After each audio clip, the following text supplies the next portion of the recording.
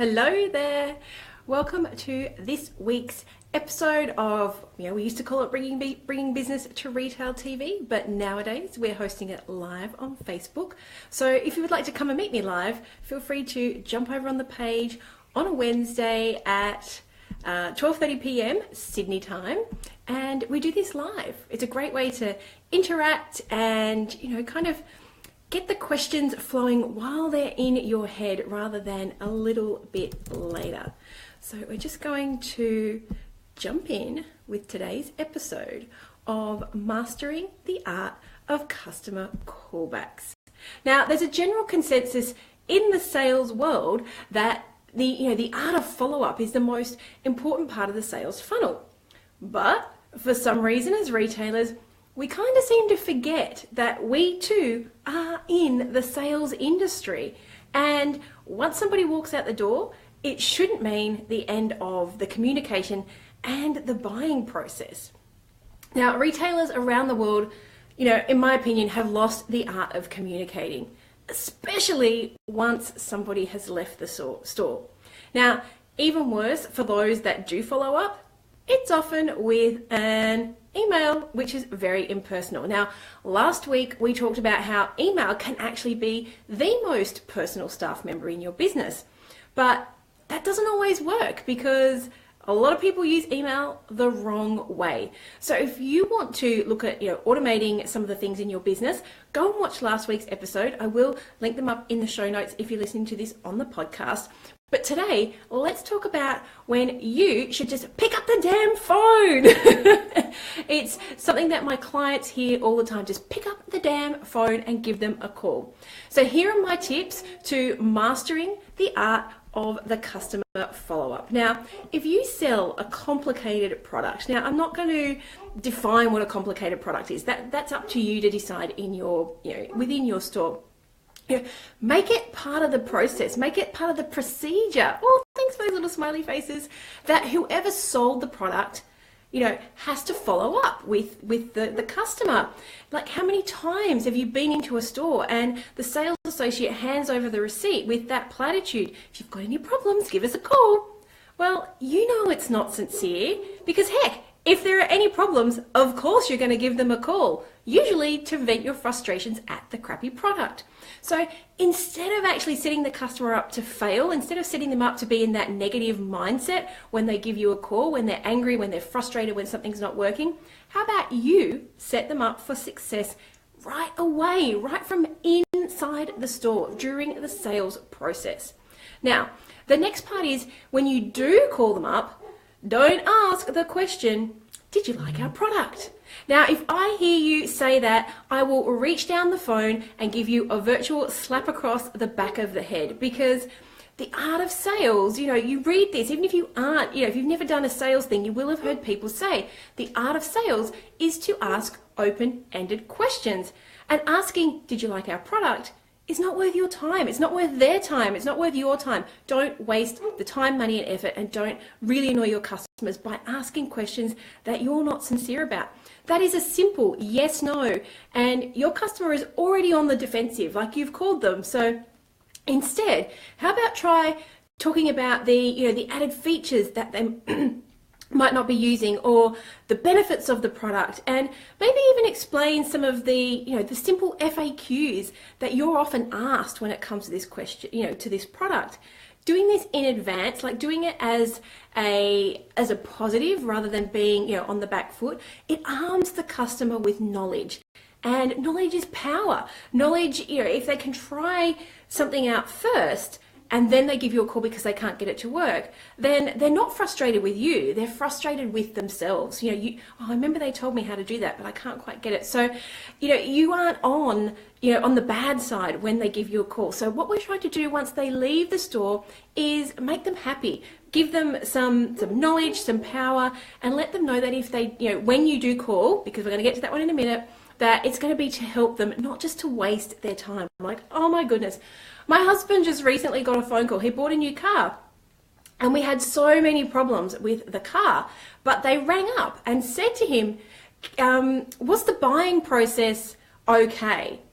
And he said, yeah, the buying process was okay, but your after sales process was crap. And they're like, okay, thanks very much. Why waste my time, or his time in this case, if you don't care? Instead of taking the incentive, and this is when stuff is farmed out to, a processing center. This is what happens. They don't care about your answer. They just have a question to ask and a script to read out, and they're expected to get answers. So this is where you are different from the big guys. This is where I keep telling you that you can use your independentness. I know it's a made up word, but this is where being an independent allows you to be different, because when your salesperson calls up, they're going to remember the customer. They're going to, they can use things like, I remember your daughter was sick when you came in. How's she feeling? Just giving it the energy and the, I actually do care about you. I'm not doing this because I'm being forced to. And that is something that you have to instill into your team. This is not just another thing to do. This is something that we are doing to increase the customer experience, to make our customers love us, to make them come back again and again. All right. So once you're in that kind of buying process, I want you to always ask permission to proceed. This is something they tell you in Marketing 101. Always ask, do you have time now? So once you've psyched yourself up for this challenge, because I know that for a lot of people, getting on the phone and talking to people is just like, it's worse than riding a roller coaster. Don't just jump in with everything you have. Always make sure to ask, is it convenient time? I just need about 6 or 7 minutes of your time. Know how long you're going to be on the phone for. Don't say 2 minutes if you know you're not going to be 2 minutes. That's just going to really annoy your customer. I was going to say something else then. So practice this, have a go and say, I know don't use that. I know your time is precious. You are not the big guys. You are not boring. You are not bland. Inject this into your brand's values. Inject your voice, your brand's voice into what you have to say. And I can't help you, make up what that script's going to be here on the live, because I don't know a lot about your brand. But if you need help with that, come and have a chat to me about the Boutique Academy, because we talk about that. But what we're talking about now is asking permission. So always know how long you're going to be on the phone. Let them know, tell them up front, and just ask them if it's okay to continue. Is that now is a good time? Would be a little bit boring, bland. We don't do boring and bland. So once you get you'll get the occasional person who's like, no, I don't want to talk to you. That's fine. But if you've already primed them during the sales process that you're going to be calling them and checking in with them, and that you're going to let them know, post purchase follow up, you've kind of already got them with the concept of, okay, when you call me, I'm expecting this call. It's not out of the blue. So if you prime them through the sales process, that this is an added benefit for shopping with us. This is what we're going to do to make your life easier. So when you're doing that in the sales process, you're actually allowing them to give you permission to follow up. And if they say, look, I don't want you to call me, then hey, make a note of that. Don't call them. Don't bug them. But if you can say to them, look, we know that, customers do often, once they get home, sometimes they have some problems, or, they can't quite get this to work right. So what we'll do is we'll give you a call a couple of days, give you a couple of days to get into the to get it to work. And we'll give you a call, and if you're having any troubles, we can help you troubleshoot it on the phone right then and there. So again, you're giving them a reason, and they might say, look, I'm good. You don't have to call me. Fabulous. Don't call them. Great. It's some time saved. But at least they know the offer was there. At least they know that, wow, well, next time I come shopping, I know that if I have a problem, then I'm going to be able to get some service here. It's not a platitude. Like the fact that they're actually offering this up front, and it's not going to cost me anything. I want to come back to this store. So give them that permission to allow you to follow up, and make sure you have a process in place on how this is going to work. Don't just go, Sal said it, and jump in. I want you to have a bit of a process in place before you jump into this, and know your brand's values, know your brand's voice, and know the questions that you're going to ask. And maybe you just kind of do this with a certain value of product. If someone purchase a high-end product, or if someone purchases a certain type of product, this is not going to apply to everybody, okay? Someone in fast fashion is probably not going to take up this process. But if you're feeling squeamish about that whole customer calling things unawares, do that process during the sales thing, you know, would you like us to give you a call in a couple of days and see how you're going? Again, you're getting the permission. You know, we can help you troubleshoot. We can do this. You know, a lot of people get 3 days in and yeah,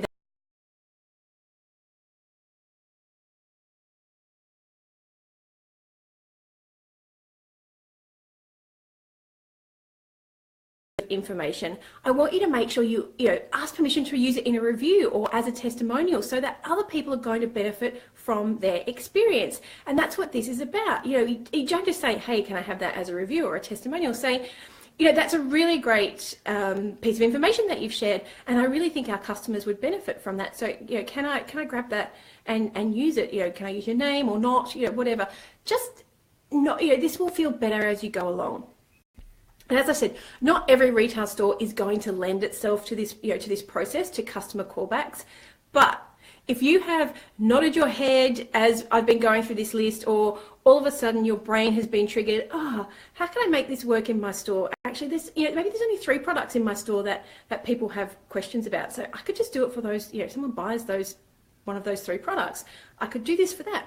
So if you have been triggered, if you have been thinking about how you could make it work for your store, then, you know, take some time out before you jump, you know, with 2 feet in, and map out what your customer journey looks like for them now, and how amazingly different it could be if you mastered that art of customer follow-up. And don't think of it as, you know, one more thing to do. Think of it as a way to increase your customer experience, because this is how you are different from the big guys. This is how you are different from Amazon. This is how you give yourself a point of difference that allows your customer to come back again and again.